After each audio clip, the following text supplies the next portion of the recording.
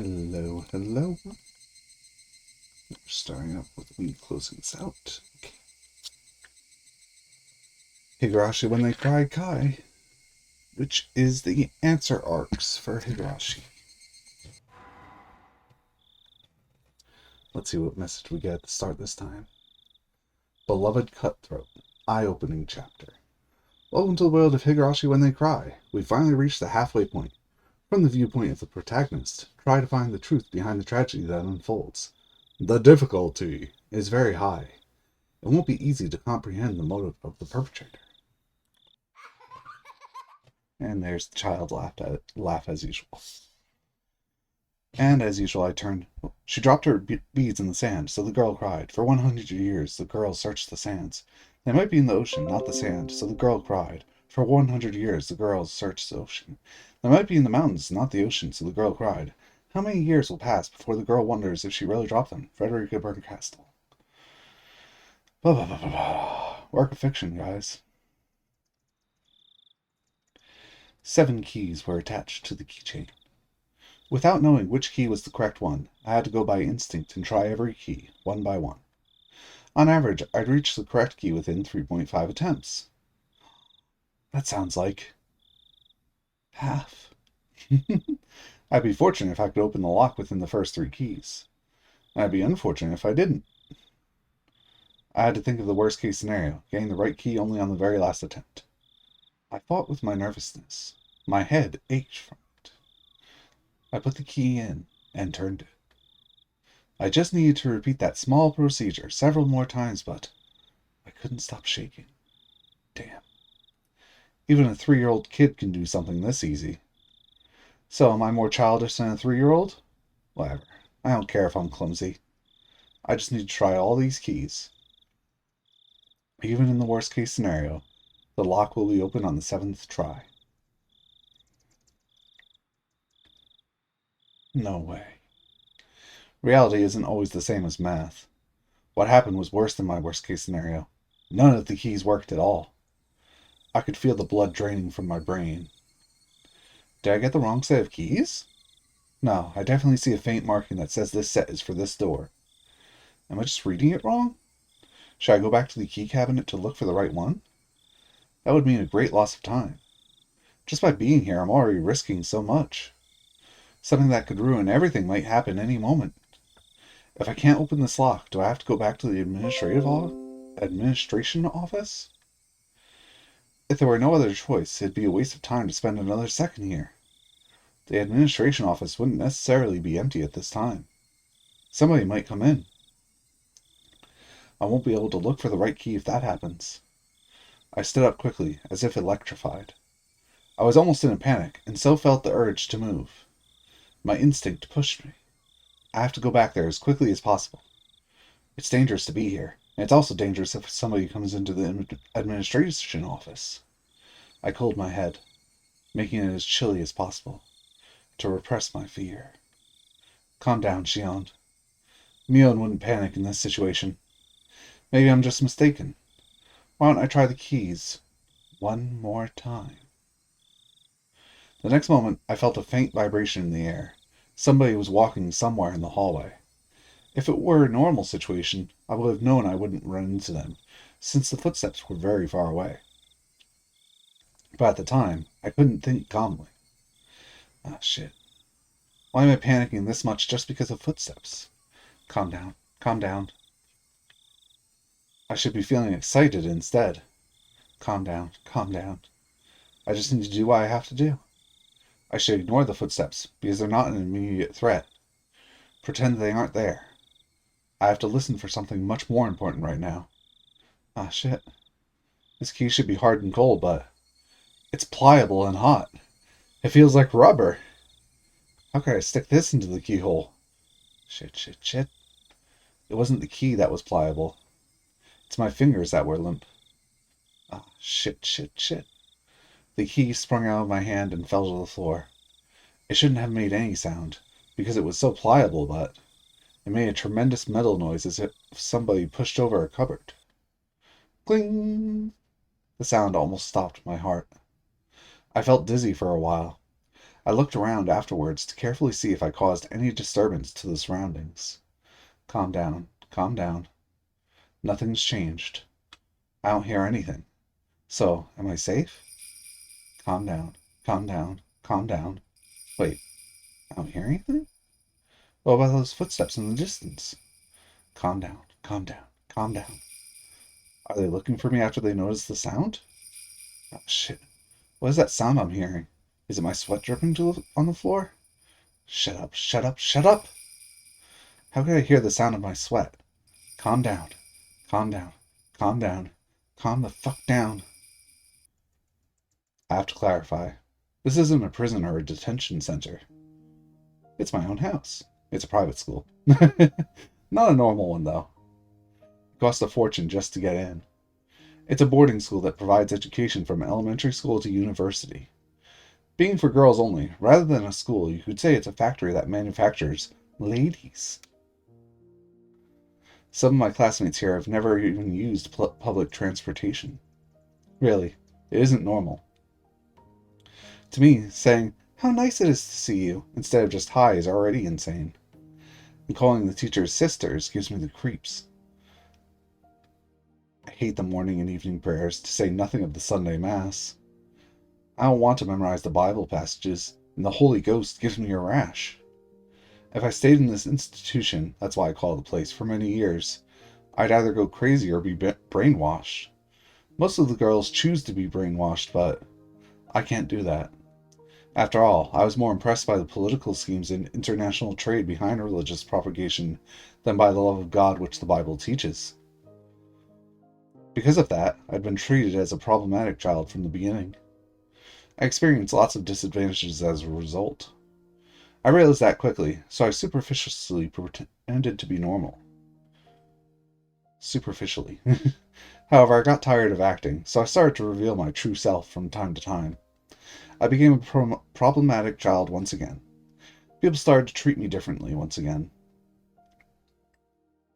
It's fun to misbehave, but it wouldn't do anything for me in the long run. So, why did I act that way? Why, even though I knew it was going to backfire on me later on? After examining my emotions, I realized I had completely had it with my surroundings. I was afraid of being brainwashed in this institution. I can't live here. I won't let them brainwash me. 6 months ago, I decided to escape this place. The moment I made up my mind, I started to feel alive again. I acted ladylike in order to deceive the sisters. Pretending became fun once I had set my goal. It gave me the creeps when they told me with smiles that it was God's influence that I started to behave religiously. I laughed at them behind their backs. I took on my classmates' duties in order to understand the layout of the school and the schedules of the staffs and guards. I soon found out that the security of the school was immensely tight, because there were many daughters of important people living there. The guards walked their beat randomly. There were surveillance cameras everywhere. The system that kept out intruders, ironically, also worked to prevent escapees. Escape. But that excited me instead. I simulated how to avoid all the surveillance in my head many times. I drew an escape route in the corner of my notes during class and tested if it worked. I strove to acquire any necessary skills for the escape. It was all fun. After all, the situation was cathartic for me. That's who I am. No matter how hard they tried to brainwash me, I'd never change. I'd been waiting for the moment of my escape, preparing physically and mentally. First, I needed the courage to escape. I had to be confident of the plan. I had to think deeply about it. I also needed skills and physical strength. I imagined all the possible obstacles and trained myself. It was funny because I was finally able to enjoy gym classes, even the long-distance runs. I needed a perfect plan, as well as the physical skills and strength necessary to execute it. Also supported by those things, I needed determination. I made sure that I had all I needed, and executed the plan. I decided to plant a seed in school before the appointed day. The seed was a rumor that one of the male teachers was having a relationship with a student. I won't go into the details now, but that can turn into an enormous problem in this school.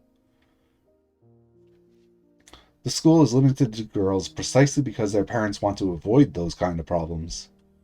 Those parents are mostly important people from various positions. If the romance was a fact and was leaked to the public, the principal would have to commit suicide in shame. In fact, even that might not be enough. In the world of girls, rumors spread fast, especially when they're separated from boys and are obsessed with dirty thoughts. So this kind of rumor goes around really quickly. The sisters tried to get rid of that kind of rumor, and they warned the students not to be swayed by it. But apparently, they're the ones who are the most swayed by those rumors.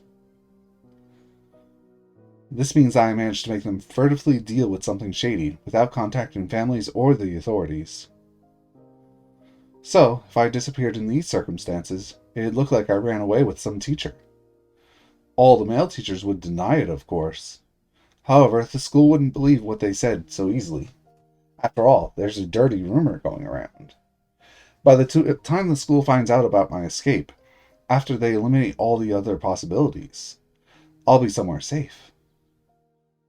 I tried hard to spread the rumor that I was involved in the forbidden romance as widely as possible. The sisters questioned me a few times, but since the romance was something I'd made up, they couldn't find anything. No matter how hard they tried, they couldn't find any evidence.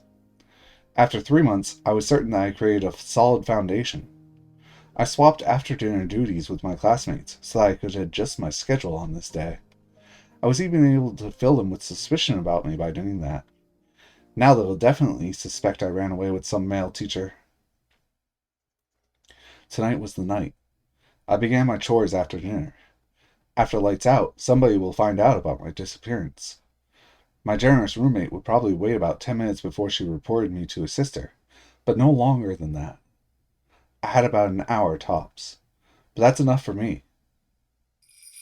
I took a step off my regular route. That was the first step toward my great escape. I calmed down and thought, the key shouldn't be wrong. This lock is old and firm. Isn't it possible that I put the right one in, but the lock was just stiff, and I only thought I got the wrong one? I realized that my nervousness was making me clumsy. The gloves that I'm wearing to avoid leaving fingerprints must be getting in the way, too. I should try the keys one more time. I picked the most probable one and gently inserted it into the keyhole. It's stiff. If I twist it too strongly, I might break the key. The moment I thought of giving up, I felt something in my fingertips. The key worked. I slowly opened the door. Sorry. I could hear the crickets. I don't have to hesitate now, but somehow I'm reluctant to step outside. I can still make excuses up to this point. It might look awkward, but I still can. But if I take a step outside now, there can be no excuse. If the guards find me, they'll take me to the office immediately. There have been escape attempts before. That's not really so strange. I don't think I'm the only heathen here. It's understandable that there have been people before who couldn't fit into this place. So the school is well aware of the possibility of escapees. I've heard rumors about what happened to those who were caught while attempting to escape. I don't want to believe any of those stories, though. You see, all the school's horror stories involved students who attempted escapes. Whatever, bring it on. I'm not expecting to get a second chance anyway. There'll always be only one chance. Things get serious beyond this door.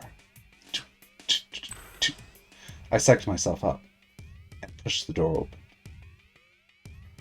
A strong smell was hanging in the air. Is that normal for the outside? I'd never smelled this strong grassy smell before. Is there something going on? Do I have to be wary of it? Should I go back and wait for another chance? That's silly.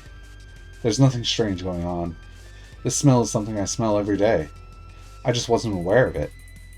It's true, isn't it? Even though I pretend to be cool, I'm nothing but a nervous wreck. Calm down, Shion. I can rely only on the map inside my head from this point onward. I'd researched the locations of all the surveillance cameras. I'm confident that I'll be able to avoid all of them. But I'm not sure about the guards. They pick their patrol routes randomly, after all.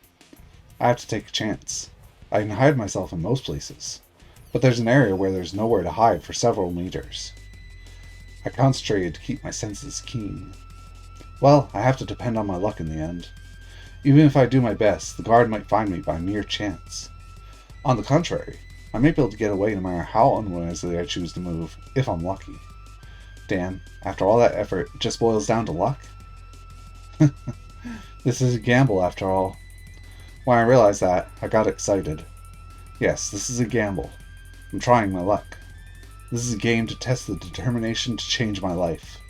If somebody failed to escape from this school, that meant they didn't have enough luck to survive in the real world. But I'm different. I'm going to get out of here.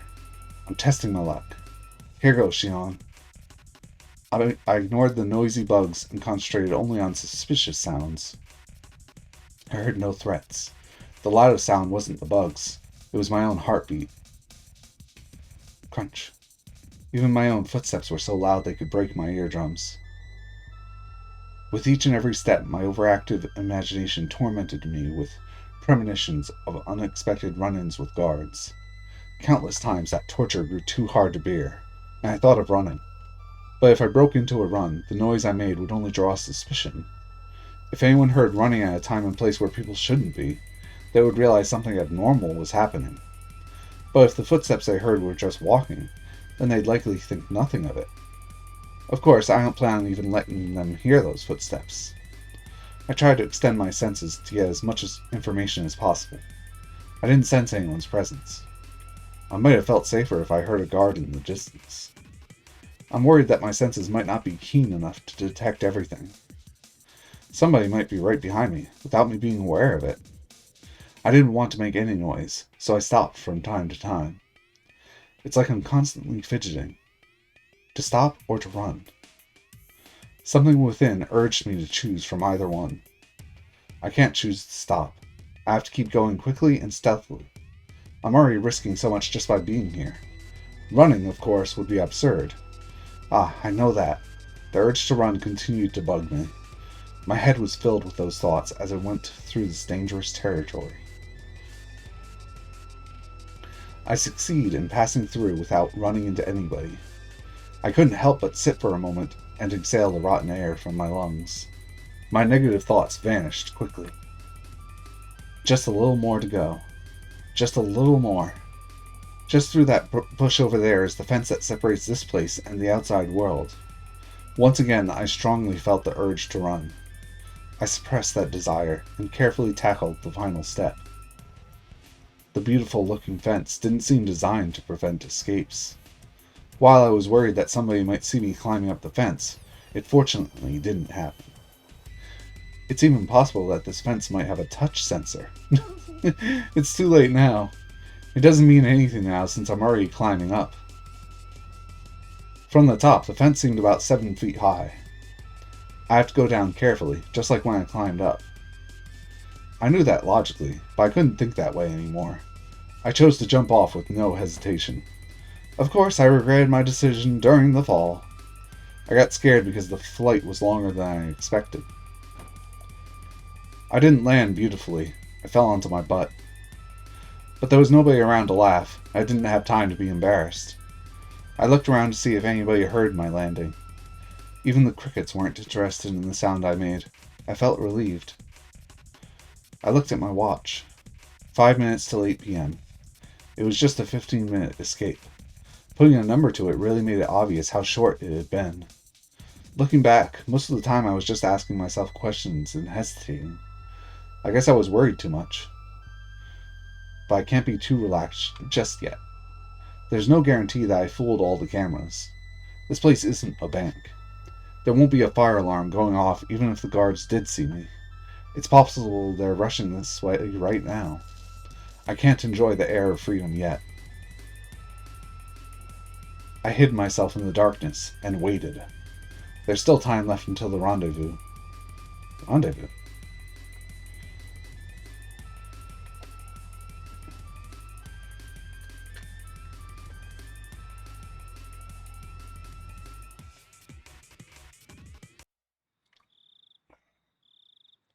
I watched the school premises while waiting, but it looked like nothing strange was going on. The building was lit up, and the beautiful Western-style architecture made it hard to believe that it was a school. It should be armed with electrifying wires, searchlights, and guard dogs, like the prison it is. I thought I'd experience a surge of school memories in a situation like this, but it didn't happen. That sort of thing only happens when you have good memories. I have no good memories of this school, so there's nothing to remember. But if I could pick a series of images to recall, it'd be the luxurious dinners we had every night. So my memories would be nothing but international cuisine. Japanese, Chinese, French, and so on. What the hell? It's just too funny. I burst into laughter. At that point, I heard a car approaching. I crouched in the darkness. The plate number is the same as I was expecting. That's the car. I jumped out and rushed to the passenger side, then opened the door and got in. Nice to see you, Shion-san. The driver was a man of early old age. He finally has a model. He'd be angry if he heard me say that, though. He thinks he's still middle-aged. He looked at my face and learned that I succeeded. He smiled. Ah, the air feels so fresh. I want to eat a burger for a start. I heard they serve excellent food in school, but I suppose you were served nothing but gruel, huh? No way, dumbass. I was just kidding. Step on the gas if you have time to laugh at me. As you wish. Kasai really did laugh out loud. After telling me to buckle up, he accelerated. The cathedral-like school disappeared from the mirror in an instant. It disappeared so quick that I didn't have time for a surge of dinner memories. Goodbye, my lovely school days. I'm going to fill my stomach with junk food from now on. I'll forever be free from the table manners you taught me. Aha! Serves you right. As we drove, the scenery began to change. Soon we were surrounded by vast fields of crops and few streetlights. It reminded me that this was just the countryside of Japan, not Europe. Are you hungry? Would you like me to stop somewhere to eat? That's okay. I already ate. I lied. I'm actually a bit hungry. I didn't eat much at dinner to avoid slowing myself down with a full stomach. I appreciated Kasai's offer, but I didn't feel like taking the time to eat while we were still in enemy territory. It's late, so you'll find only vending machines at the highway rest stops. Oh, I've heard there are hamburger and Odin vending machines nowadays. Huh? What the hell? Will that dispense a cup of and the ingredients like a coffee vending machine? That's gross. I don't think it's like that. It usually comes in a can. Sorry. I can't stand canned food. Still? I thought you might have grown out of it. I haven't because I can't. Shut up. Why are you laughing? Kasai chuckled. He must have been trying to help me relax. He isn't usually so talkative. I'm exhausted. I'm going to get some sleep. How do I recline this? Look for the lever on the lower left part of the seat. Can you find it? Oh yeah, because she's on the left side of the car. Oh, here it is. Here I go. Kasai laughed again. Did I do something funny? No. It's just that the way you talk sounded like Mion-san. Well, obviously. Mion and I are identical twins. We're perfect copies of each other. When I react to something, so will Mion. When Mion reacts to something in a certain situation, I'll react the same way. How's Sis? I believe she's fine. I only see her when I bring your father to the family councils. That's right, she doesn't live in our parents' home anymore. She's living with the hag in Hinamizawa now, isn't she? She moved into the main house around the same time you started going to that school. I responded with disinterest, even though I was the one to ask about her in the first place. The main house is where Oreo, the current leader of the Sonozaki family, lives. That's my grandma, who I call a hag. But when we use the phrase the main house, that usually means more than just a dwelling. What Kasai refers to is the same thing. Did she change? You mean Mion-san? Yeah. I think she has to have changed if she's living so closely with the hag. Kasai chuckled yet again. He knows I hate my grandma. I haven't noticed any changes. She's still the same Mion-san you know. What about me? Did I change? No, Not at all. Kasai responded quickly with a smirk. I haven't seen him for a while, though. It's not fun if he answers this quickly. I glared at him, and then he burst out laughing. You haven't changed at all. That's admirable, since you've been in such a strict school for so long. Damn it. Laugh as much as you want. I'm going to sleep. There's a blanket in the back. Please make use of it. Thanks. I grabbed the blanket and rolled up in it. I'm exhausted, but I can't go to sleep. It's strange. Or maybe not. I must be tired from the escape. It's just that I'm still feeling tense. So I have to declare it once again, if only to calm myself. I'm sleeping. Totally am. Alright, it's the third time you said that. Do I have to give you permission to sleep? You're talking too much. I can't go to sleep if you don't quiet down. I apologize, Princess. I'll keep quiet now. This interaction with Kasai reminded me of the peaceful days in Okonomiya. Well, I don't really know if I can call those days peaceful. We were in the middle of the dam protests back then, after all. We all united together, and now that I think about it, we pulled a lot of pretty dangerous stunts. If the authorities ever find out what I did, I'd never escape going to juvie. Well, at least half the people in Hinamizawa would be off to prison. We didn't think of them as criminal acts, though. It was a war. It might also have been a festival. A festival where every person in Hinamizawa joined together in protest. It was a struggle, but it was also fun. It was fun to throw stones at the SWAT team with everybody. We hid ourselves in somebody's home when they chased after us. We'd even go crowd around the police station, demanding the release of our arrested comrades. When we snuck into the construction site and sabotaged it, it felt more like we were playing at war than conducting one. I got so excited back then. I felt united with my fellow members, even though they were strangers to me, and that memory warms my heart. Yes, the way it felt back then was like helping everyone to carry a sacred palanquin through the village, getting all sweaty and exhausted together, until we all collapsed face first on the ground and shared our excitement and cheers with unfamiliar faces over tea. I was just a kid back then. I remember accompanying young men who worked for my dad out to the village to do various bad things. I was arrested a few times. It didn't feel any different, though, than when I was called to the teacher's office for forgetting my homework.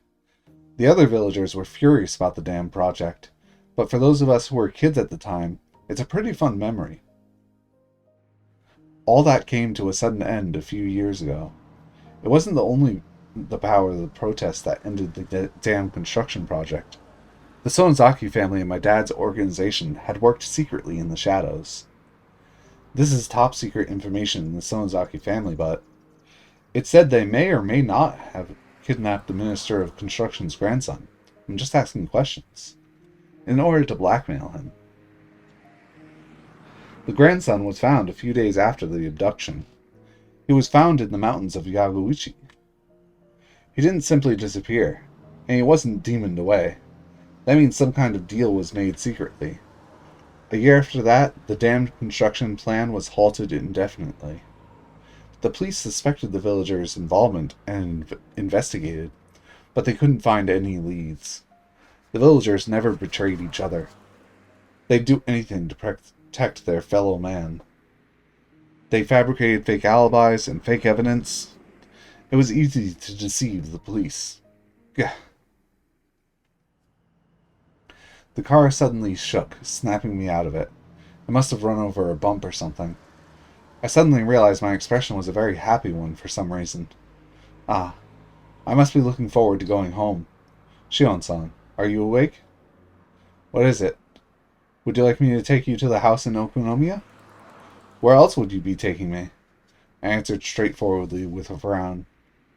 Kasai, then, also chose to reply straightforwardly. It was the family head who decided on your enrollment in St. Lucia, and you ran away from there.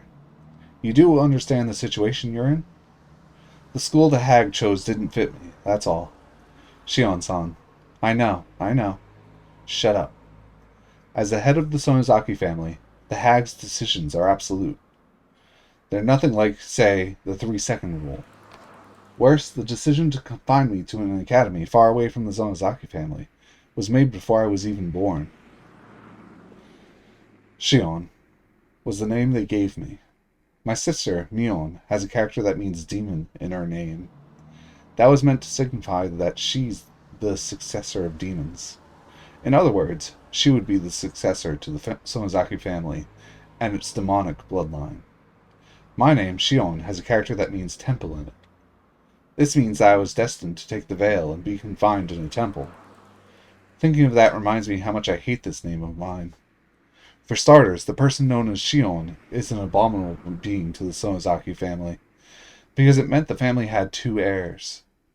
I don't have to cite the countless historical examples to explain. It's easy to imagine how that could prove troublesome for succession. According to our long-held family traditions, one of the twins was to be strangled to death right after birth. Unbelievable, isn't it? What that means is that I have to be grateful just to be alive and breathing to this day. I heard the hag actually put her hands around my neck right after I was born. I don't know what exchange took place in that moment. Maybe some brave relative of mine managed to get her to stop. Or maybe she was in an extremely good mood that day. Then don't try to strangle me. We're twins. There are no apparent differences between us. But the first one out of my mom's stomach was named Mion, and the second one drew the short straw and got named Shion.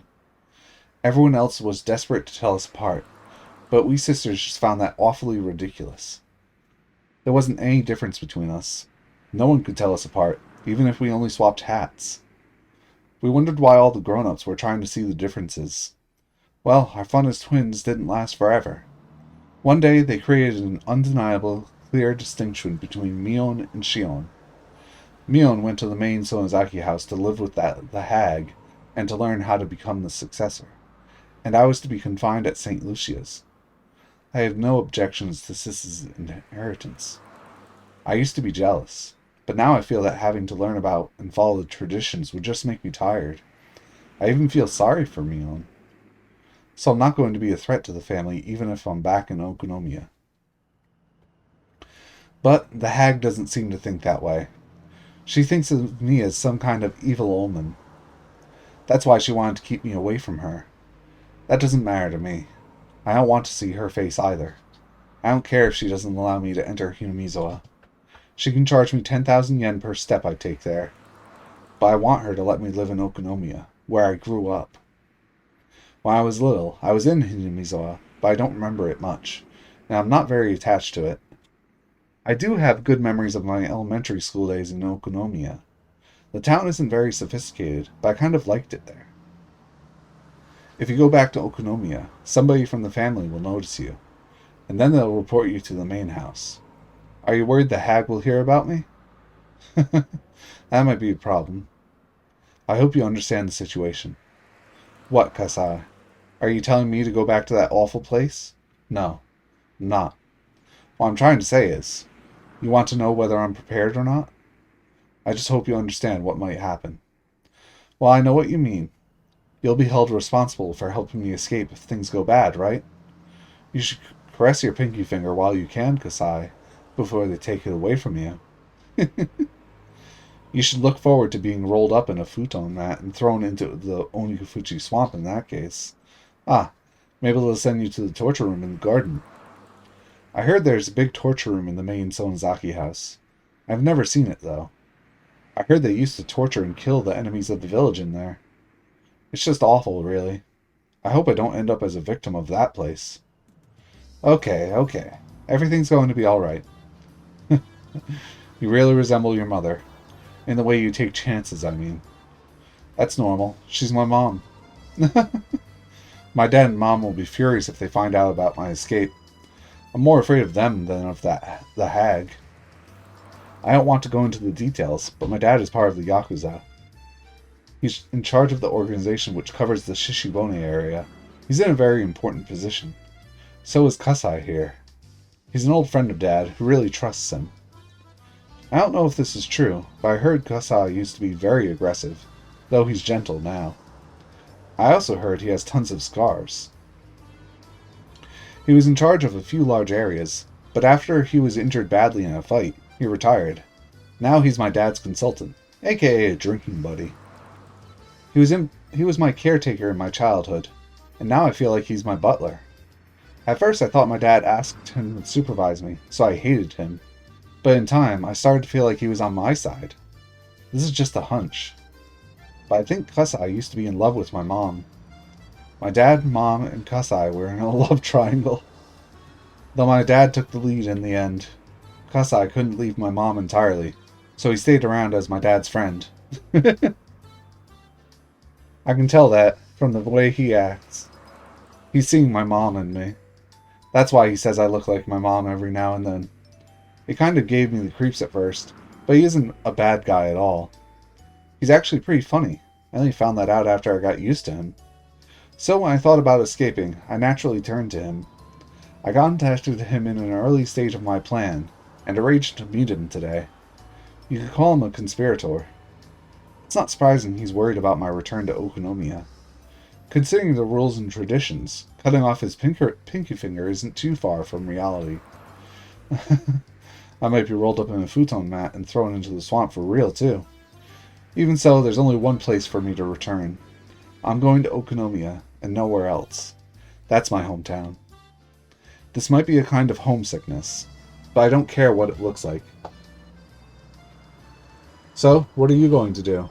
The Sonozaki family is everywhere. Well, I'll lay low for now. If somebody sees me, I'll tell them I'm Mion. Then what? Then, after things calm down a little bit, I'll start talking to my closest relatives. I know they'll be on my side. I know some people who covered for me when I had a fight with my dad once. I see. You're trying to create a fait accompli so that the Sonozaki main house will have to accept you later on? I hope that works. It will. There were many people who were opposed to the idea of enrolling me in that school. That decision was obviously made because of the hag's hatred toward me. Don't you agree, Kasai? Well, yes. I thought that decision was excessive. She couldn't make the right decision because she was suffering from menopause. All the fuss surrounding the dam protest drove her nuts. Kasai smiled. I couldn't go to sleep after all, even though I was rolled up in a blanket. Even though I told Kasai to shut up, I kept talking to him. In time, I got tired of talking. As I could feel the car run smoothly on the highway, Kasai spoke to me again. Shion-san, look. I was so tired that I ignored him. I wondered what he wanted me to look at, but I wasn't that interested. Yet I opened my eyes slightly and saw a sign quickly pass by. Kasai probably wanted me to see that sign. It had an illustration of azaleas around the letters that said, "Welcome to Shishiboni City. My hometown is coming right up." Oh.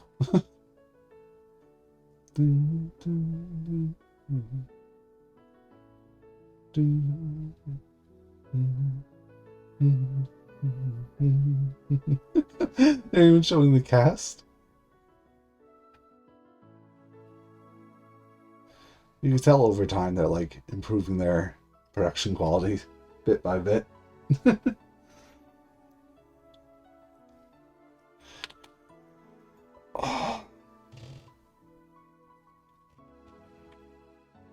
Oh, can I speed it up a bit, maybe?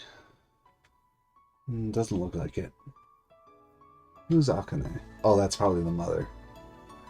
Kasai, Mio, Koro, Mio, Gochi. Yeah. Basically everyone except for her mother are returnees.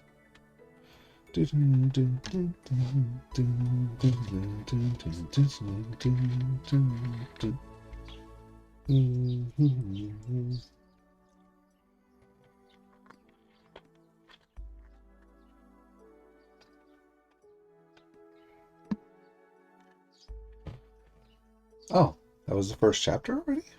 I suppose the first one's always short for the most part, but tip time. June 1982, so 1 year before. Sachi Hojo disappeared several days after the Watanashi festival. There were three possible reasons for his disappearance.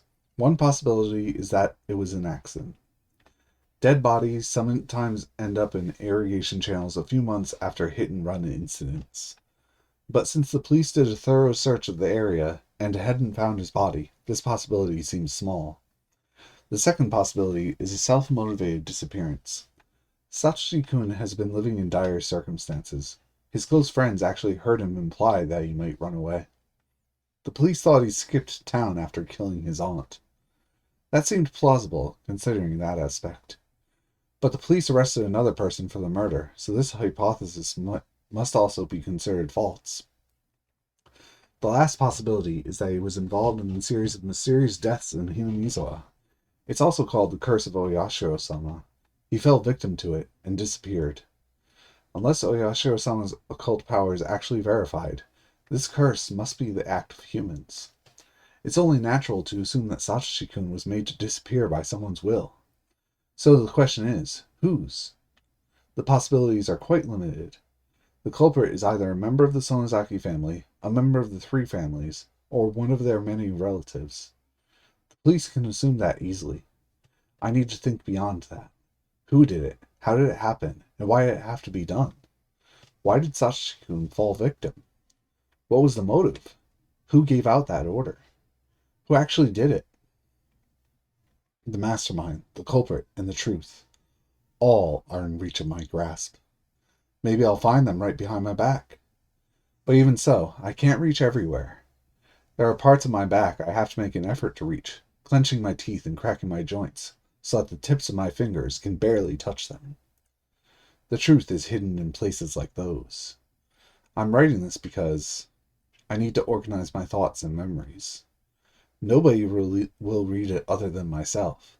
But if somebody does, that means that either I threw these notes away because I no longer needed them, or I fell victim to the curse of Oyashiro-sama in the middle of my attempt to solve the mystery. If it was the former, that's okay. But if it was the latter, please, I want you to help me. Please help this powerless young girl find the truth. All these Discord updates, or not Discord, Steam updates are nice. AD 1982, once again. It's that same year. The fifth year of the series, also known as Oyashiro-sama's Curse, 1 year prior to Keiichi Mairo's transfer. It's nice that they're giving these heads up that they could have done before, but I didn't hear a wake-up chime. I'm not in school anymore. My brain is half asleep, but I'm aware of that. Waking up at the same time as the chime would go off at school doesn't feel good. It's just like if you wake up at your alarm clock's time. I can't go back to sleep after this. Still, I'm not going to live a torturous school life anymore. I can make today either happy or boring. It's up to me. Yay, that's really positive. I feel like I'm alive the first time in a while. I didn't have any other clothes, so I was still wearing the school track uniform. It's supposed to have been designed by some famous Italian person, but it just looks plain to me. It really doesn't feel great to still be in clothes from that school. I want to enjoy my freedom as soon as possible. And I sort of forgot this bit about Shion. Like, I knew she was in the city, but it's like this school is the same one that Satoko and Rika go to in the new anime season. Well, quote-unquote new. It's probably been like 2 years almost now. I'd like to assume, but maybe not. I especially don't want to walk around outside wearing it. I should have Kasai bring me some new clothes later. And I should think of redecorating this room. After all, this is going to be my castle from now on. This is a room in a gorgeous apartment building in the suburbs of Okunomiya. The property is one a realtor and my dad's conglomerate obtained after foreclosure due to some sort of dispute. Most of the residents moved out during that. So while there are plenty of rooms, it's a lonely complex that feels devoid of people. Plus, with the exception... There goes my cat knocking stuff over. Be right back.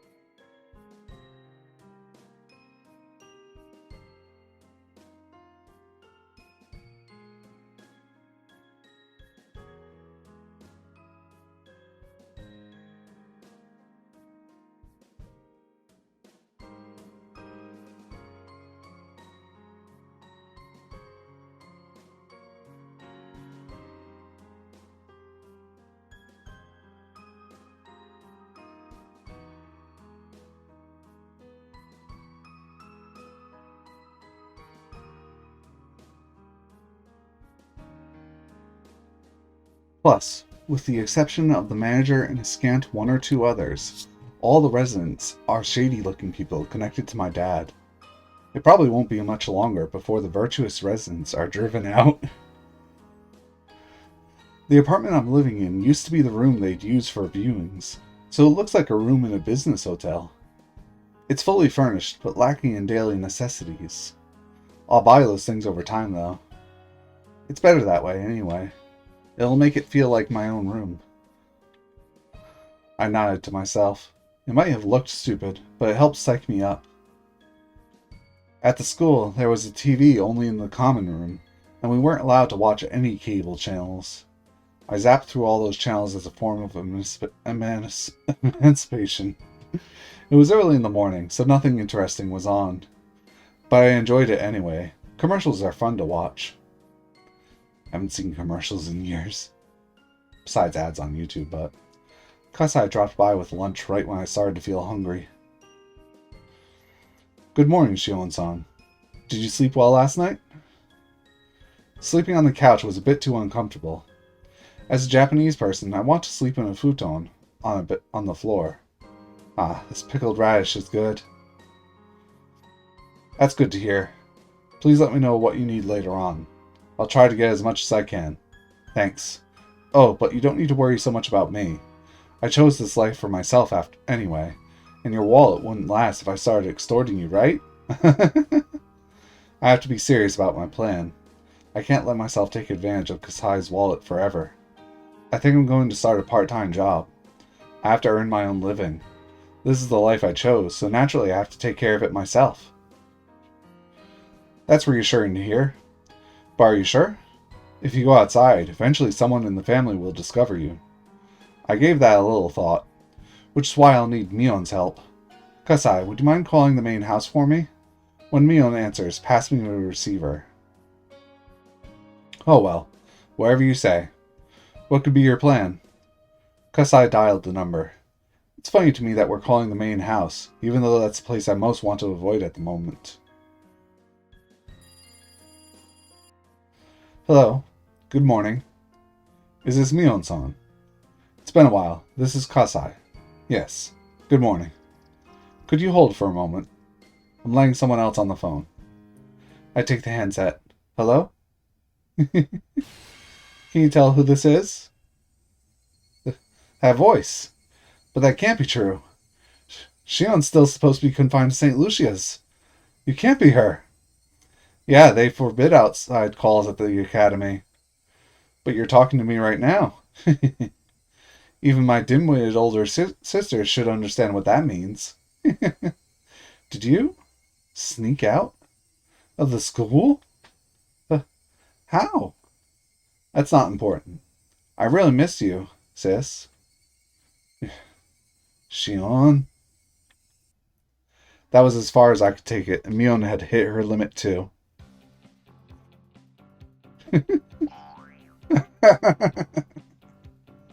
We both burst into laughter, unable to keep up our act. It's been a while since we laughed out loud with each other like this. It's been forever, Shion. Seriously, what's happened with you? There's not much else to it. I haven't lied or anything. Wait, and you really ran away? Oh, great job. The security wasn't tight enough to keep me locked up in there.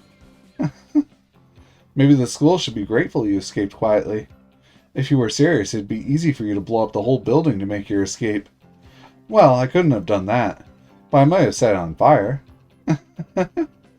Kasai smiled at us in amazement, his face a blend of amusement and exasperation. Is it okay to talk to you now? It's alright. Granny's out for a lesson. She's coming home later in the evening. That's good. We should get together and talk soon.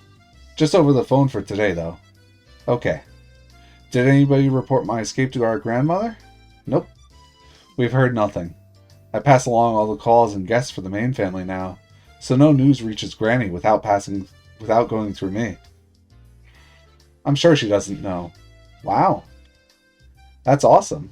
You really sound like the next leader of the Sonozaki family. You know I don't like that. You should have taken my place. You're the one with the demon, aren't you? Well, keep giving it your all. I'll be rooting for you from the shadows. Anyway, that's not important now. You sound so indifferent. Well, that's okay, I guess. If you hear anything about me, give Kasai a call, okay? I'd like to give you my number here, but I'll keep it a secret for the time being. Sorry. Alright. If Granny hears you fled the school, there will be all kinds of trouble. I'll be on the lookout for now, and I'll let Kasai-san know if something happens. Thanks. I also have a favor to ask. I figured you would. Oh, money's out of the question, okay? I never thought I could pester you for money. I just want to ask you for a little help with my part-time job. See. So that's it then. What exactly do you need? We can communicate fast in a situation like this. We don't have to get into details because we know what's on each other's minds. Uncle Yoshiro is on my side, isn't he? I'm going to try and see if I can't get a part-time job at one of the businesses he owns. Then I'll call you when I know my shift. So I just have to disappear while you're working, right? That's a little taxing. What are you saying, sis? Are you turning down your only sister's requests? Seriously? Alright, I'll do it. I wouldn't want to see how you'd retaliate if I turned you down. Thanks. I'll buy you a cake from Schlanke Bertha's. I'll throw in tons of pretty tarts, too. Shion. Schlanke Bertha closed last fall. Huh? Is that so? Yeah. The owner had a stroke. He reopened the store once, but he got sick again, so he had to shut it down. I see. That's a shame. Won't be able to eat their Mont Blanc cakes to my heart's content anymore. I was disappointed that my favorite cake shop had closed down, but more so that this town had changed without my knowing while I was gone. It was kind of regrettable. Are there any other changes I don't know about? Yeah, there are some. I'll tell you when we meet up next time. Thanks. I'll tell you about my school life. Let's set a date. I'll call you. Alright. I'll see you then. Mio? What is it? How are you? I'm fine. I'm glad to hear that. I'm hanging up now. Okay. See ya. It's really been a while since I last talked to her. I put down the phone and heaved a sigh as Kasai brought in some tea. It's funny because Mion and Shion are sort of like always at each other's throats, they seemed, in the previous chapters. So, how did it go? Do you remember Uncle Yoshiro, who was in favor of me staying? I'll talk to him about my escape, and ask him if he can hire me to work at one of his stores. Are you sure? Some other relative might find out. That's why I asked Sis a favor. I'll contact her when my shift is set, and she'll disappear while I'm working. Do you get the picture? Kasai looked puzzled. It's not really that difficult to grasp. It's simple. If somebody finds me at work, I'll tell them that I'm Mion. Do you get it now? Normal people wouldn't buy this kind of plan. But Kasai knows too well how easy it is for my sis and me to trade places. That's audacious. Or shrewd, I should say. I'm impressed. Is that a compliment, Kasai? Kasai looked amazed. If things go south, it'll affect him too. Considering the rules of my dad's profession, he won't be able to get away with just a mere apology. That's why he doesn't want me to do anything too risky. I think I have to make it up to him, since he helped me escape, even knowing that risk.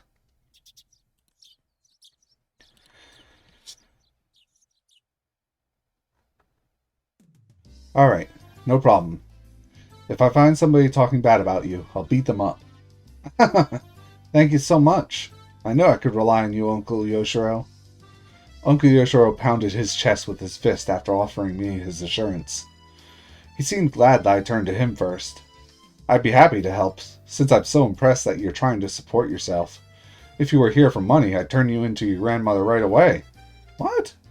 You're scaring me, Uncle. I knew he was reliable. He understood my situation straight away and promised to help. Manager, here's the shift chart. I'll put it here. One of the store clerks brought out a work schedule. There are many things I'm unfamiliar with written on it.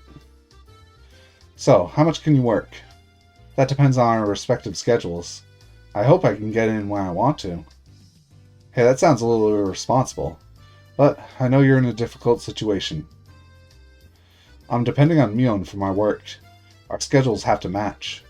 Of course, Uncle Yoshiro understood that, but I also knew he couldn't afford a selfish part-timer who only works when she wants to. In the end, he decided to hire me as an office helper, not an official worker. As a temp, I wouldn't have a work schedule. My uncle also decided to pay me out of his own pocket. Everything's under the table. It's fine as long as I can make enough to support myself. Sure, sure. I expect to get what I'm paying for, okay? And don't call me uncle in the office either. Alright, manager. Thanks for hiring me. Good, you get it. Ha ha ha. Once all the business talk was over, my uncle hounded me with all kinds of questions. He asked me things like, what was it like in a prestigious girls' boarding school? And so on. Apparently there were all kinds of rumors going around about the St. Lucia Academy I was confined to, and everyone was curious about it. I added a few embellishments of my own as I explained how unordinary life at that school was. My uncle looked extremely delayed to hear all the little details about life in a secret garden for girls. Horny bastard. Once my uncle was satisfied, it was my turn to ask all kinds of questions. I wanted to know if anything peculiar had happened while I was gone. I won't be able to act like Mion unless I can fill in the gap of information left in the past 2 years. There haven't been many big changes. It's been quiet since the end of the dam conflict. I went to the academy only a bit after they froze the project. There was still a bit of tension then. Even after they shut down construction, things were still tense because the project wasn't entirely cancelled. But the Onikafuchi Guardians disbanded about a year later. Well, they changed the name from Defense Force to Guardians. There was a big ceremony held at the shrine. That's when the dam conflict officially ended. That's right after I was imprisoned. Is everybody slacking now that the conflict is over? I guess you all had fun playing at war back then during the dam protests, didn't you? Try to imagine how much suffering the adults went through every time they had to come pick up their kids from the police station. Well, I can't deny that. It was like a festival for us. Uncle Yoshiro seemed exasperated at how differently kids and adults treated the conflict. Oh yeah, there was that dismemberment murder, wasn't there? The one where that fucking jerk of a construction manager got split into pieces. They still haven't caught the culprit behind that, have they? Did they finally catch him? Come to think of it. I don't think they've caught him yet, no. It happened on the night of Watanashi, didn't it? I remember everyone making a fuss about it being Oyashiro-sama's curse. That was pretty scary for us kids. Yeah, Oyashiro-sama's curse. That happened the year after, too. That's right. That was scary, too, wasn't it? Who was it again? That guy who supported the dam died in an accident, right? Hojo, wasn't it? And it happened on the day of Watanashi once again. Everyone went crazy, saying it had to be a curse. That was horrifying. Definitely. The construction manager that everyone hated was killed and dismembered on the night of the Watanashi festival. That incident on its own was more than intense enough for us kids. Worse, part of his body was never found, which made it almost a ghost story amongst us. We seriously believed that the severed right arm was roaming in search of the body it belonged to. It didn't take long for the rumor of Oyashiro-sama's curse to become a topic of discussion among occult researchers and the like, considering these circumstantial factors. Even so, the rumor faded away after about a year. After the dam project was officially frozen, we held at Watanashi purely as a festival. But the curse struck again. That was a nice effect. The victim was a pro-dam activist who lived in the Hinamizawa by the name of Hojo. He and his wife were on a trip when they fell from a cliff to their deaths. It was considered an accident. Technically, police were still searching for the wife's body. If I remember right, they never did find it, did they? Once again, the man most worthy of Oyashiro-sama's curse fell victim on the night of the Watanashi festival. So the fuss over Oyashiro-sama's curse rose up again.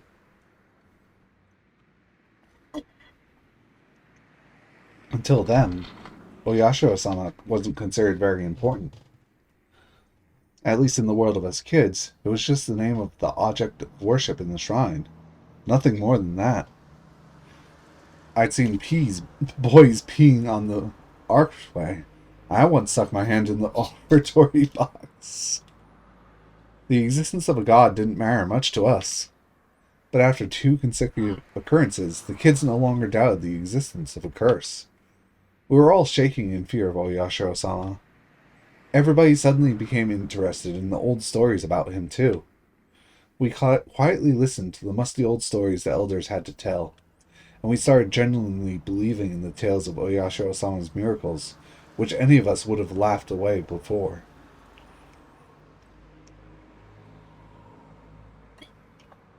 Oyashiro-sama's rules were awfully simple and clear. Enemies treading into Hinamizawa will be cursed. Villagers leaving the village would be cursed. What defined the village was terribly vague. Were we never allowed to leave Hinamizawa village? Was going to Okunomiya still safe? Was a single step enough to be out? Was a 3-day, 2-night hot spring trip still safe? We kids tried to draw a line. It was decided in the end that if you had a house in Hinamizawa or Okunomiya, you were safe, and it was okay to go on trips if you had a house in either area. I know it's weird, but those rules were made up by kids after all.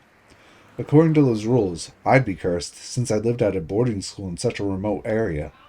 I couldn't say it out loud because I felt embarrassed, but in fact, I was a little scared of the curse. Yeah, it happened again the year after. It sure is scary when it happens 2 years in a row. I still believe in Oyashiro-sama's power. Shion-chan, what are you saying? Don't you know? No. About what? Oh, right. You went to that school before it happened. That's why you don't know. Uncle Yoshiro grimaced as if he said too much. As though he'd mentioned something I shouldn't know about. What is it? You can't leave me hanging like that. Well, I think you're mature enough now. Hey, if you think my body looks underdeveloped, you should see an eye doctor. Either that or you're a pedo.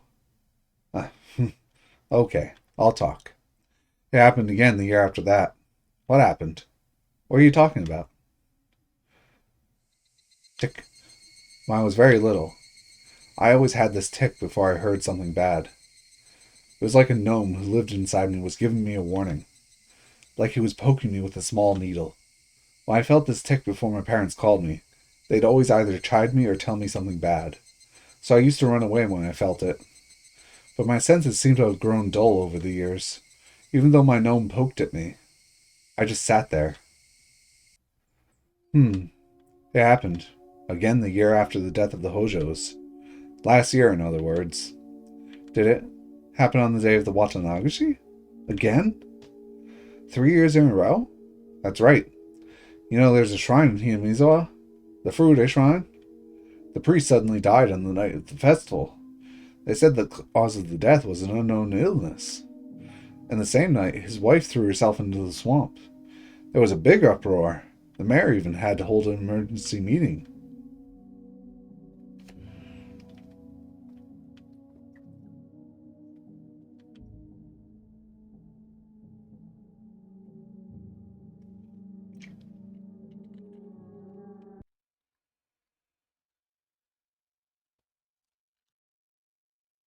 Hmm. I don't think the bit about the illness is true, but his death was very sudden. The priest was busy preparing for the festival and he'd gotten sick around that time. So I guess he died of a heart attack or something. But it's just crazy that somebody died on the day of Watsunagashi again. It's the third time in a row.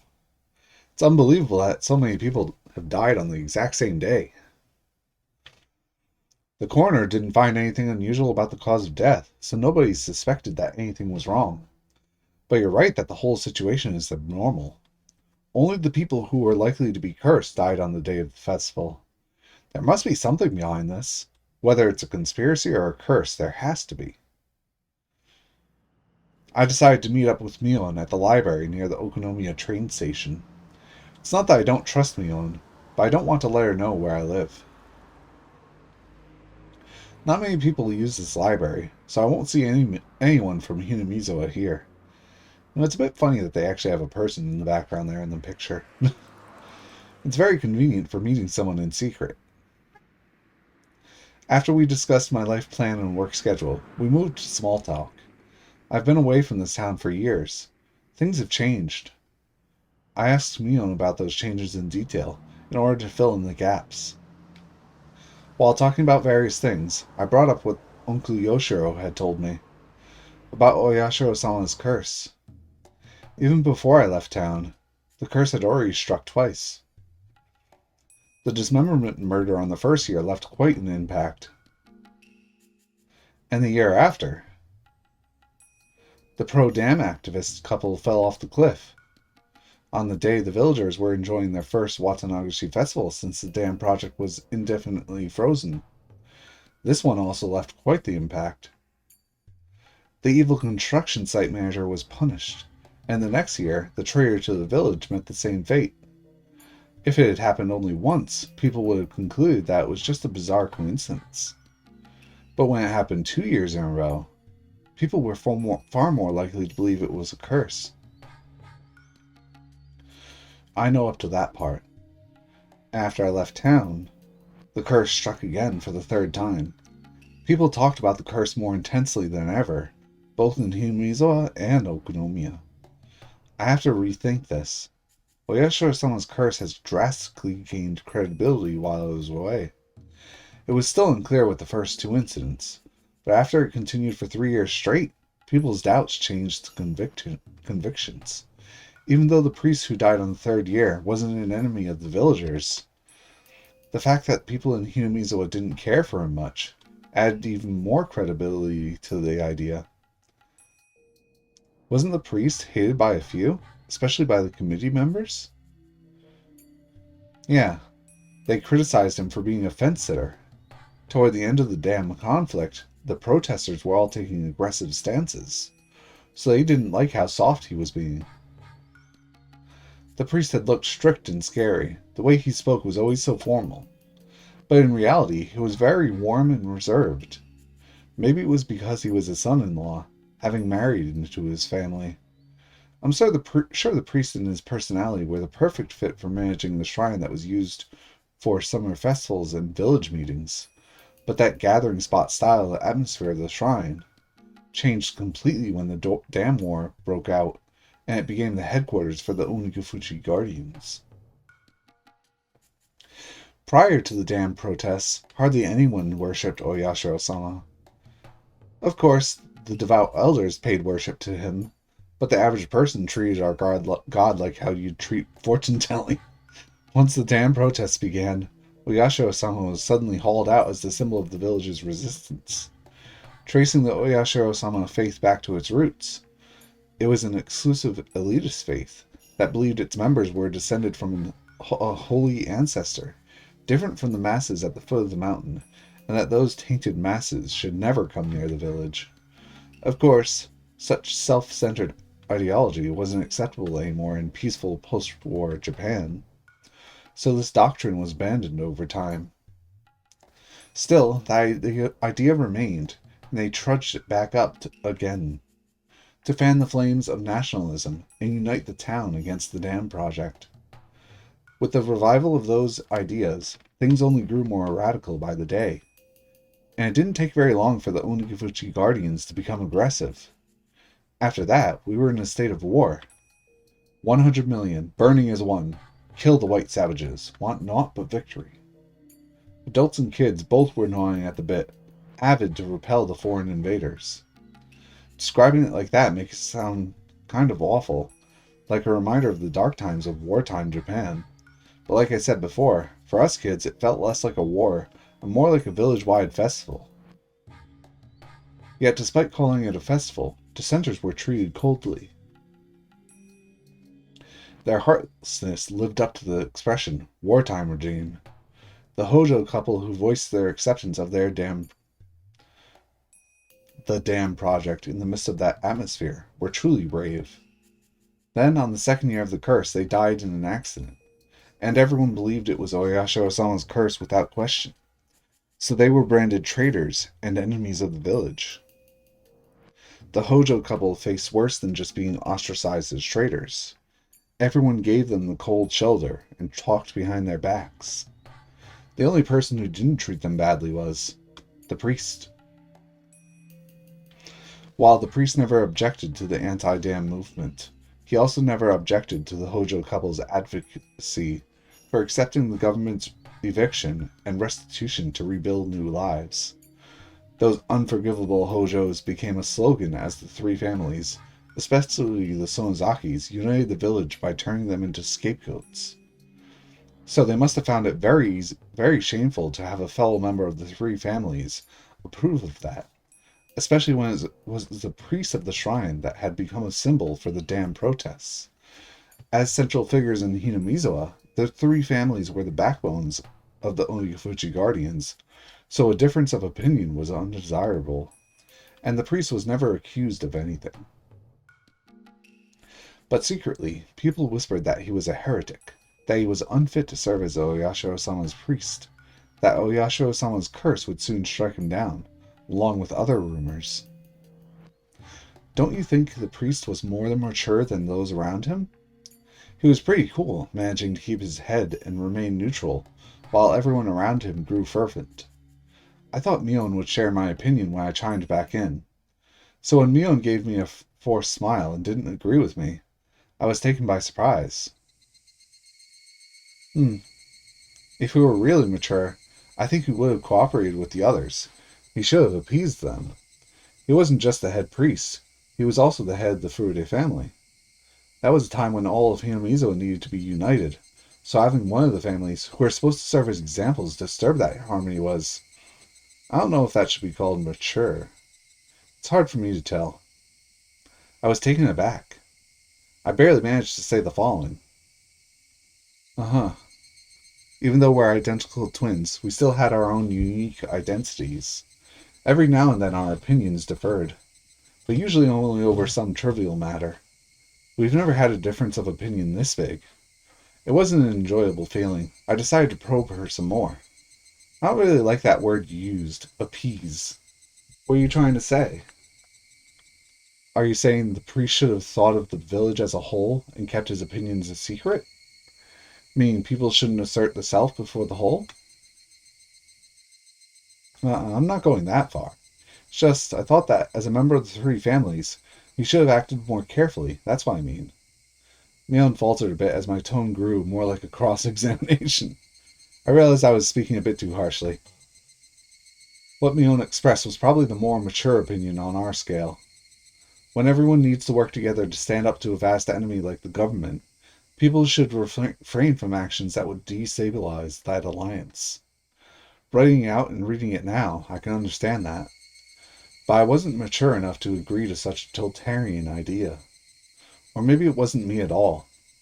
It was Mion who'd made that mature judgment. We've been separated for over a year. I've been away from the town. In the meantime, Mion has been trained to take over the headship of the Sonozaki family. She'd been treated as such even before I was confined to that institution. She sat next to the hag in ceremonies and in meetings. She took her place when the hag was absent. But that was just it. We were never that different. Mion has become very like a successor since I've been gone. You sound like a grown-up now. She seemed to get what I was implying. Am I thinking like Granny now? That's good. You're the successor. You shouldn't think like the rest. You've definitely learned the art of ruling. I never learned anything like that. I'm just trying to act like her. You can do it easily too. I don't want to. It's your role. Well, don't try too hard or you'll tire yourself out. I didn't mean to be cold, but Mion seemed to take it that way. She smiled as if trying to pacify me. I smiled gently back at her. Sis. Mion. What? What is it? Our separation has always been tough. Our names, the place where we live, and our bodies. Mion looked down with a serious face, but then looked right back up. Maybe you think I'm jealous of that, but I'm not. We used to have some disagreements, but they were always small and forgettable. You don't have to feel sorry for anything. Up until birth, we were perfectly equal. Right after birth, we were separated by the grown-ups' priorities. I used to get mad about it when I was little. There's no denying that. But we don't have time to start a disagreement over it. Mion seems to understand what I'm trying to say. We each have our own characteristics, even though we're identical twins. Only we know the differences.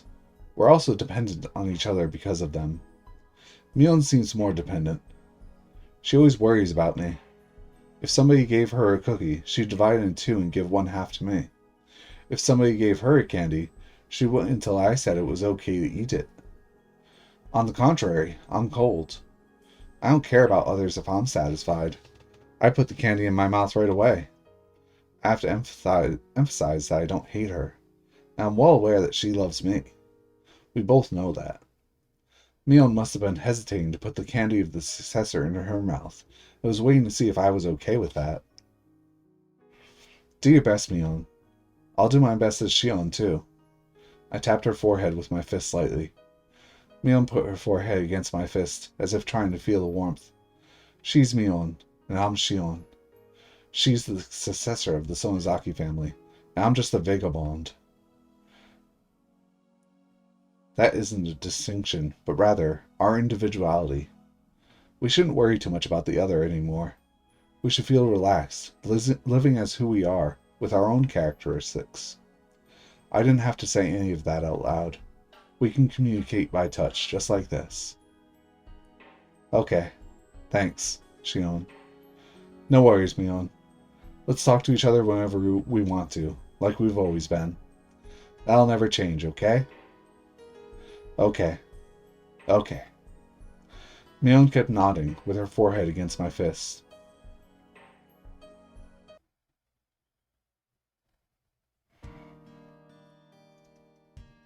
I said goodbye to Mion before it turned to evening.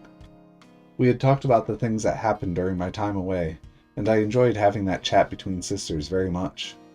We were able to dissolve our unsettled emotions. We didn't used to do that. Maybe it's because we hadn't seen each other for over a year. Whew. It was late afternoon. My heart felt lighter now. I stretched and looked up at the sky. The sky was clear, blue, and far away. No matter how tall I grow, I'll never be able to touch that sky. I'm Shion Sonozaki, a girl who escaped from the life she was forced to live. Nobody will praise me for what I did and for what I'm going to do. But this is why I chose. Uh-huh. I can think maturely too. I psyched myself up. I should go shopping for dinner. Though I have Kasai's help, I need to save money. I love junk food, but it'd be cheaper to cook. Ironically, the culinary classes from that evil school will come in handy. Why not go to the shopping district in Kami-Ishiki? If I'm going there, then I need to take the other street. The cool breeze in the late afternoon felt nice on my skin.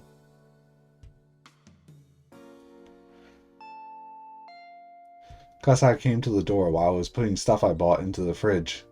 Ah, wait a sec. I'm coming. Did you go grocery shopping? You must be tired. I don't get tired from grocery shopping. Oh, do you want dinner? I bought enough for you, too. Is that alright? If you say so, I'd be happy to. Kasai looked curious about what I'd cook. You don't look like you believe in my cooking skills. You'll pay for that later. Are you putting these in the refrigerator? I'll do it. Oh, thanks. Is this amount of rice enough for two? Here I go. Kasai skillfully packed food in the fridge while glancing at each item in turn. He noticed something. Shion-san, do you still hate canned food? I hadn't bought any. That was, of course, on purpose. It must be hard to avoid it. I know it's illogical. Maybe I could eat it if somebody forced me to. No, on second thought, I definitely couldn't. I feel really sorry. I know I was out of line then. Please forget about that story. Ah, shut up. Men shouldn't hang around in the kitchen. Go watch TV or something. Oh, right, the old story of the Sonozaki family making their fortune on human meat in cans, rations. Good stretches. Kasai chuckled and laughed. I know this sounds stupid, but I hate canned food. If somebody told me there was canned food in a meal I just ate, I'd throw up. It started with a silly thing. Kasai told me a horror story when I was little. You know, one of those urban legends about meat made from an unknown source. Like those rumors about how there's worm meat mixed into burger patties. God, that old story about McDonald's. Or dog meat in beef bowls. Kasai had fun telling me one of those stories because of how scared I got. Now I'm really curious, like, is that urban legend actually something real or not? Worm meat... why would it... was it real? Debunked, okay. Let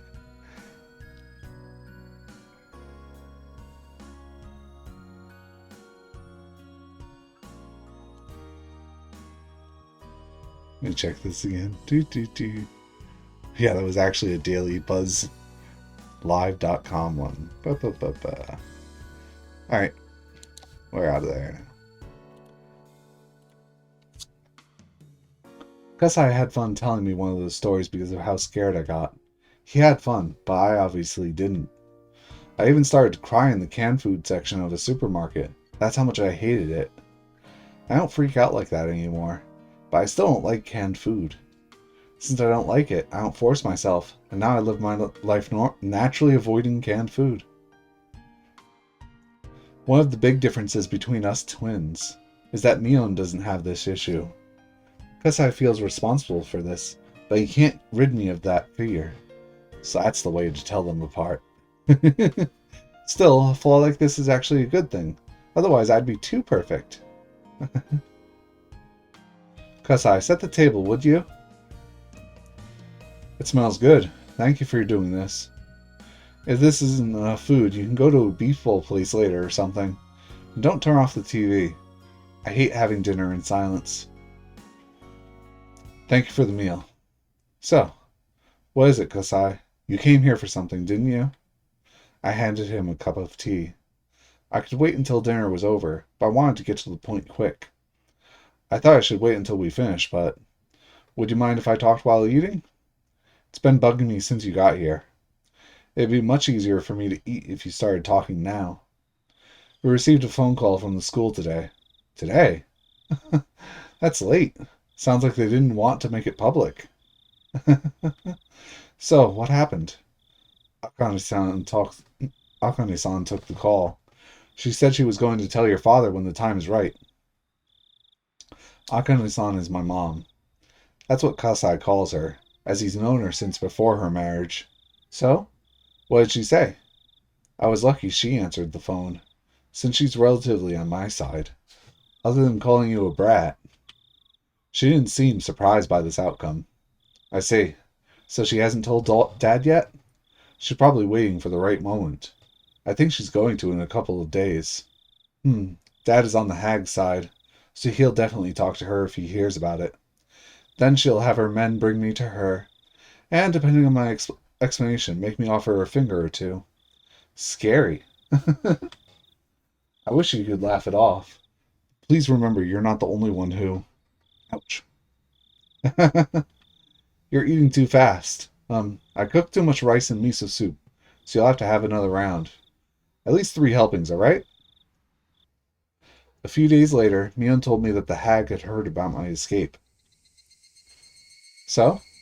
How did she take it? She was furious. She said that if you were in Okonomiya, she'd get you right away. Scary. And? Is Dad doing anything? They'll hold a family council soon to see if any of the family members are hiding you. It doesn't look like she'll have the Green Horde and search for you all over town, though. Holding a family council means that things will remain in the hag's hands alone. She won't search the town for me. It's like she's unofficially approving my presence. Of course, I'll get caught immediately if they find me in a large public place. Seems like Mom did a lot to help me. I can tell she's being supportive. It's a long story, but my mom is sort of an outlaw, even though she's of the Sonozaki bloodline. A long time ago, she had a huge fight with the hag because she hated the family rules and traditions. She was even excommunicated. My mom was supposed to be the successor, but she was deprived of the title and Sis took her place instead. While she's quiet now, Mom's still an outlaw.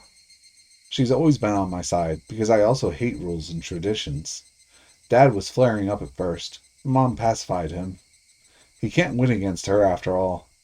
Okay, thanks. Let me know if something comes up. If things really go bad, I'm ready to leave town.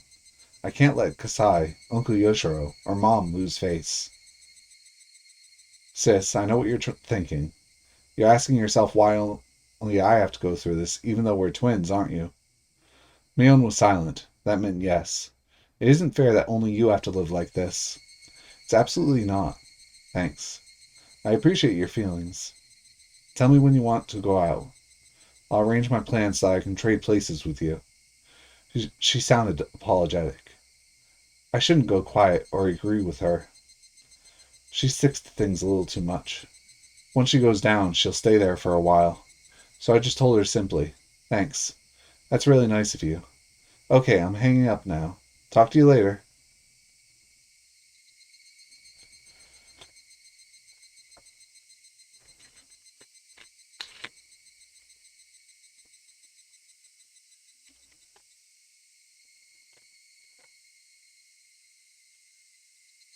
Wait, already? 2 chapters in an hour and a half? Not even? I don't think I'm reading that quickly. Smudge Diary. Satoko was crying while hiding behind my back.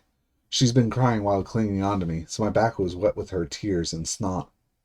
My aunt had been screaming hysterically, but she looked tired now. I suddenly realized that it was already past 1 in the morning. She vomited out a series of screams one last time, then finally called it quits. Satoko seemed exhausted. She was looking down in a state of shock. Even after my aunt walked away, she didn't realize she had been freed. So I stroked her head and told her, "It's over, Satoko." Satoko twitched. Her eyes grew bright again, and tears rolled down her cheeks.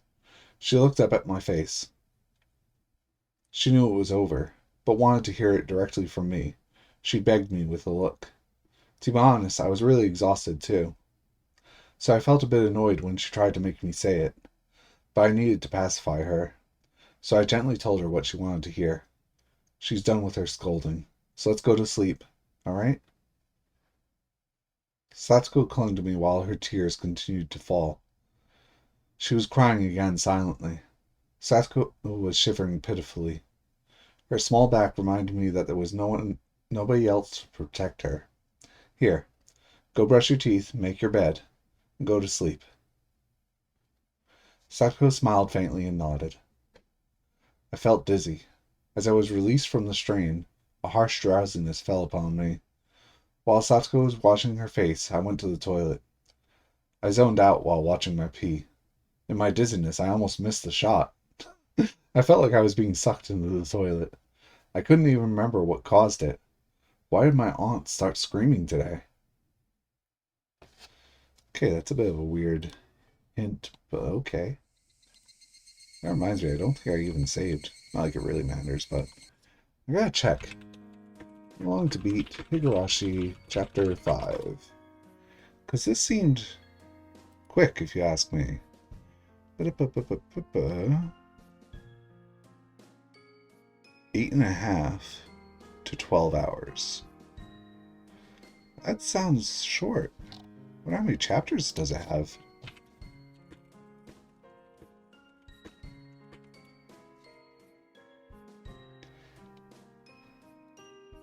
I don't want to go into any spoiler areas, but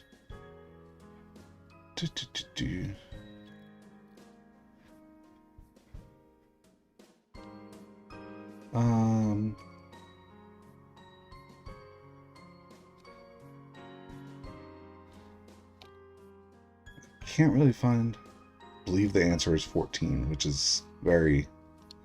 Wait, isn't that more than normal? 8, no, 16.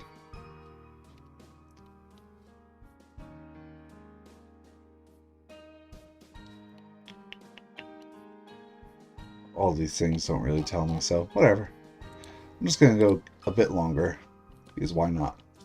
It was a very quiet afternoon, as always. Since I can't go outside as myself, I have to match schedules with Mion when I go shopping. I've gotten used to it by now, so it's no longer a hassle. Because of this, I naturally have to buy things in bulk. Today I shuttled between shops in my home. I got this, I got that. Oh wait, isn't it a 100 yen sale day today? I forgot that. Being in a good mood, I spun around with my arms spread out. I felt like a little whirlwind. My arm hit a motorcycle parked on the sidewalk. It obviously wasn't where it was supposed to be. Ow! What the? Who parked this motorcycle here? I gave it a kick with no hesitation. There were 3 motorcycles lined up in a row. They all fell like dominoes. It was a beautiful sight. This is fun, I thought. Being in such a good mood made me leave my guard down. I didn't realize that the owners of the motorcycles were right nearby. They looked pretty scary. They grabbed me by the neck and dragged me into a dark alley. Then they called me all kinds of names. Everything was happening too quickly for me to grasp what was going on. The fuck are you, bitch? What you think you're doing, huh? Welcome bash your head in, bitch. I'm gonna pay for what you did. Whoa. They can't really talk properly. I didn't have a clue what they were saying. I had to translate their alien tongue into normal human words in order to understand. We are very upset because you knocked down our motorcycles. You should immediately pay for the repair and compensation. Yeah, that was probably it. That's our offer. What do you say? We'd be happy to listen to your opinion. Something like that? Huh? What I am? Ah, sorry. I don't think I can continue interpreting. Huh? What you saying? I know what they're trying to say, but somebody has to warn them about the way they park their motorcycles. It wouldn't be fair to those who obey the rules if there were no punishment for those who disobey them. This is an accident, but it must also be God's will. But God, you can use me to punish these guys, but how will you compensate me later? I heaved a huge sigh. Of course.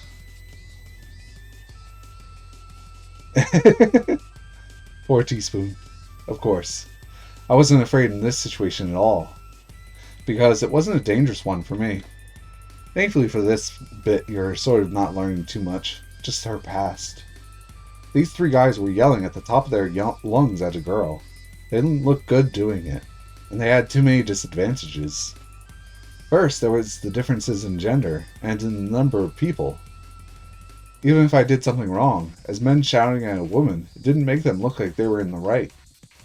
Added to that, there were 3 of them. It already looked like it was going to get violent. Shion, of course. Second, the location. Taking a girl into a dark, narrow alleyway is already a bad idea. And top of that, they're asking for money, not just an apology. Thanks to these facts, the public will be on my side. So this was a fight they couldn't possibly win. Yeah, it's also a choice, yes. I mean, there isn't really another choice in Higurashi. The other girls are a bit younger, for the most part. The only way for them to win would be to take my money before somebody finds out.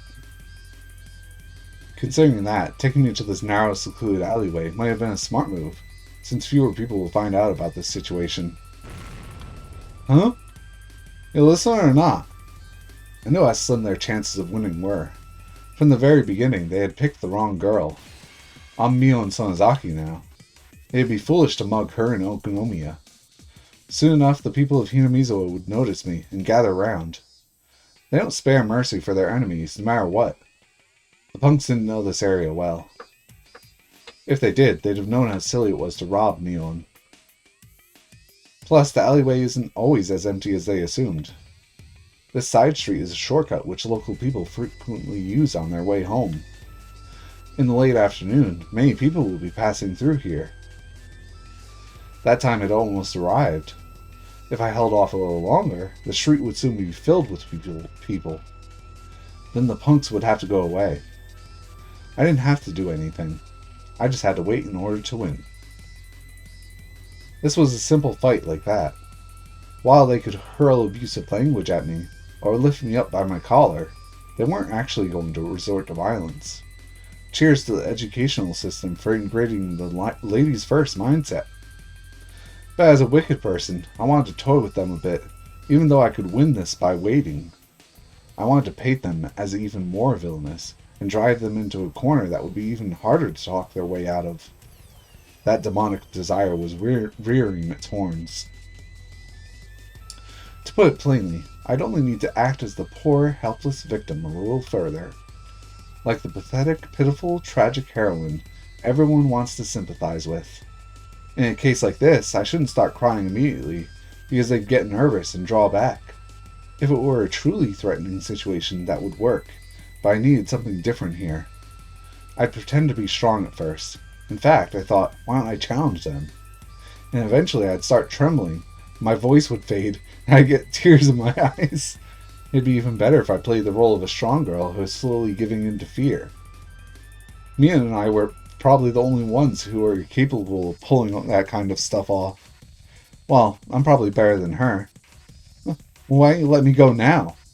I already apologized. I talked back with a little hesitation. Am I getting tears yet? Yes. By the way, I've heard men can't shed tears on command. I feel sorry for them. The three punks faltered a bit due to my sudden change in attitude, but they soon started yelling at me once again. I had to keep it going. That way they blatantly look like they're picking on a helpless girl. Please, forgive me. What you doing? What's with this girl, huh? I don't... Well, maybe you should have apologized like that from the start.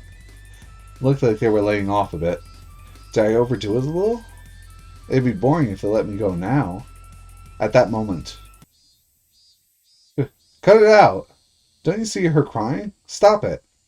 A boy around my age appeared. He was skinny. He looked weak. He looked younger than me, he probably was. He also looked smart. He bravely glared at the punks.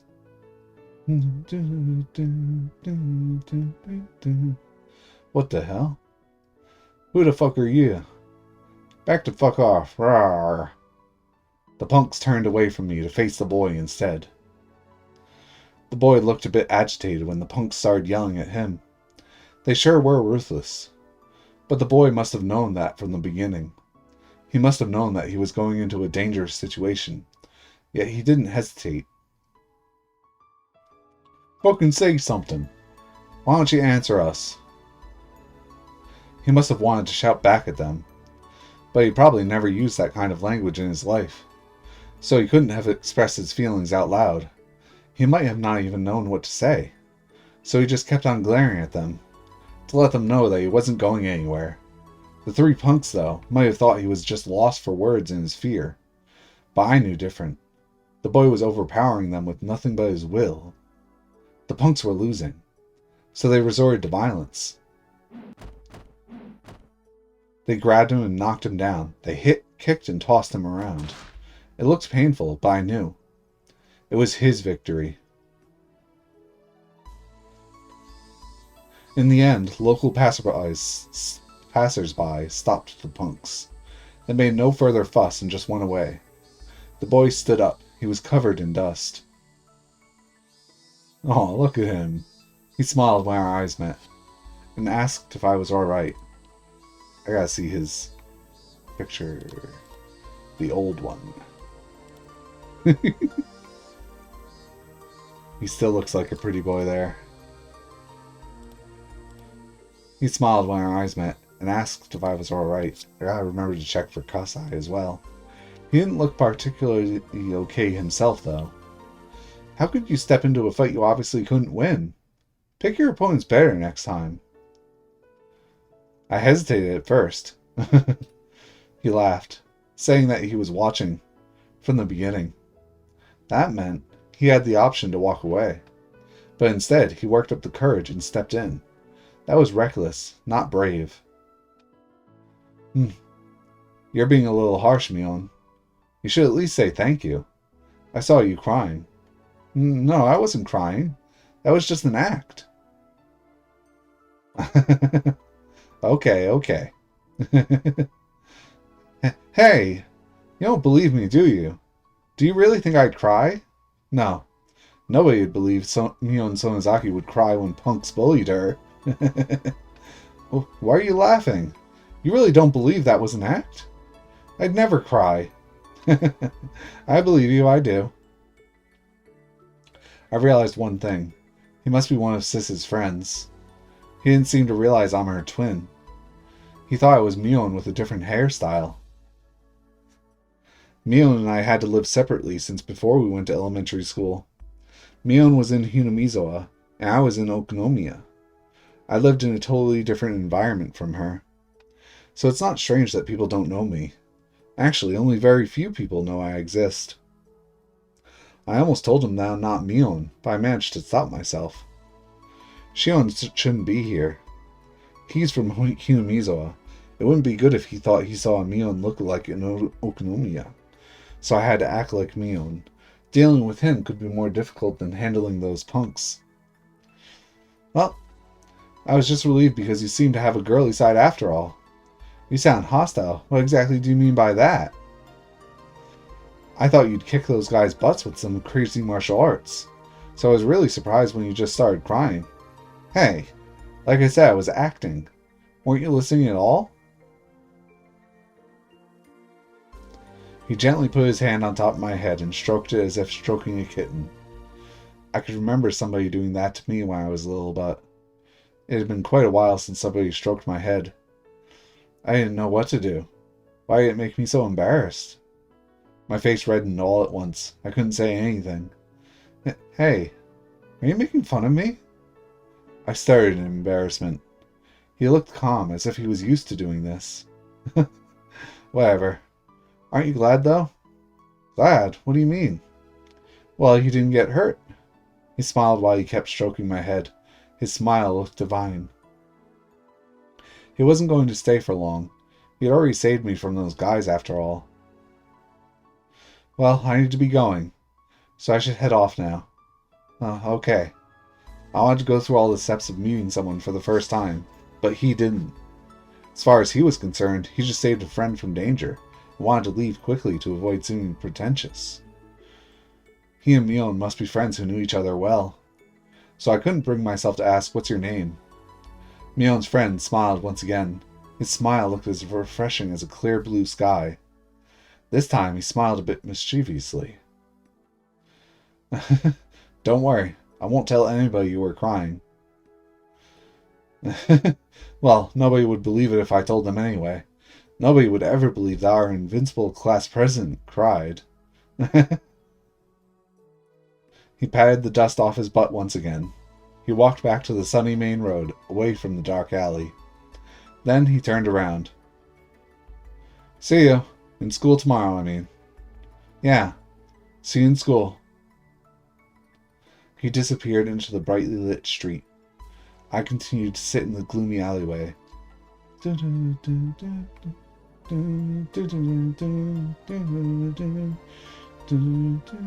Sorry, I really love that song. I can't believe it's full on just the BGM of the game. Oh, I could no longer see him. I was just staring absent-mindedly at the bright light. That was the first time I met Satoshi-kun. I'm not even allowed to walk freely under the sun. I met a boy on a sunny day. How come a perverse girl like me fell in love with his innocence? Notebook, page 5. That must be Satoshi. He looks like what you described, and he has a habit of stroking people's heads. Uh-huh. His name is Satoshi-kun, eh? The boy from earlier is called Satoshi Hojo-kun. Mion said that he's always daydreaming. So she didn't believe that he saved me at first. His little sister is always kicking his butt. Uh-huh. He has a little sister? Yeah. Her name is Satoko. She's funny and shrewd, but is quick to cry when she's cornered. She's fun to watch, but things have been rough for her lately, so she's feeling a bit down. His sister came up naturally in the conversation. I tried to soak up every scrap of information about Satoshi-kun. Why? Why am I trying to ask so much about him? As I asked myself that, the feeling I got when he stroked my head came back to me. I must have been blushing. Hello? Shion? Sorry, I'm here, I'm listening. To start, I hear Satoko's on bad terms with her aunt. Sato's mature, so he knows how to conduct himself, but when bad things happen, Satoko really lets herself go. What Sis told me was very interesting. She told me that the parents of Satoshi-kun and his little sister are dead. Satoshi-kun and Satoko are now living with their uncle and aunt. They don't seem like very respectable people. They're always fighting, and the uncle is cheating on the aunt. He mostly lives with his mistress. Satoshi-kun and Satoko entered into that unwelcome environment. What surprises me the most is the fact that Satoshi-kun's parents were the Hojo couple, who were the leaders of the pro-dam activists. That fact must have added something to the situation. I don't know what kind of stance the uncle and aunt took during the dam conflict, but they must have taken some indirect blows. Satoshi-kun's parents died after bothering so much, and even left them their children. The uncle and aunt obviously can't love those kids. Things must have gotten worse this past year, too. Women can be really nasty bullies. Sometimes it doesn't matter who they're bullying, even if it's a kid. On top of that, women tend to care less about propriety than men. As a result, Satoko seems exhausted with it all. I can imagine Satoshi-kun bravely protecting his little sister, just like when he saved me. So, he must be exhausted too, right? Huh? He must be covering for Satoko all the time. So wouldn't you normally assume that he's also feeling worn out? Well, I don't know. Had I said something wrong? Mion sounded a bit taken aback. So that meant Mion can't tell how he's feeling, because he's always wearing that blank look. So she never considered it. How can she be that insensitive even though she's around him all the time? I was amazed to realize that. Well, anyway, what does he usually do? He looks smart, so does he read a lot of books? Yeah, you're right, he likes to read. He's now reading, what's it called? I continued asking about him, about what he likes, dislikes, what he thinks about. I asked Sis all these questions. Let's get back in. Because I wanted to know more about him. It was the first time I'd ever been that interested in somebody. I didn't want to admit that I had feelings like that. Did I fall in love just because of a stroke on the head? Am I stupid or what? When I remember the feeling of his hand on my head, my heart feels tingly. I tried doing it myself, but it didn't feel the same. I'm stupid. What am I doing stroking my own head? Sis, I'm done for. I became stupid. What? Why are you laughing in that weird voice? You wouldn't understand this feeling, Sis. When would I see him again? It felt as if my suffocating life had finally grown brighter. I think this will be the perfect stopping point for today. Because... Ooh, that was bright. Alright.